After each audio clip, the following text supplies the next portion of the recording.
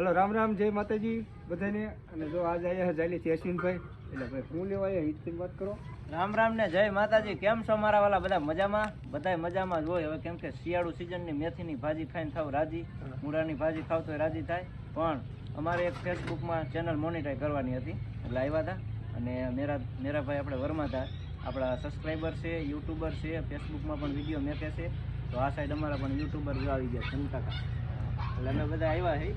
કીધું આજ તો યુટ્યુબરની મીટિંગ કરનાર. અને જો કોઈ આપણને લાઈન આપવા વાળું હોય યુટ્યુબ અને ફેસબુકની તો યશવિનભાઈ હા જો કે આપણે ગણતરી નથી જ તે નથી.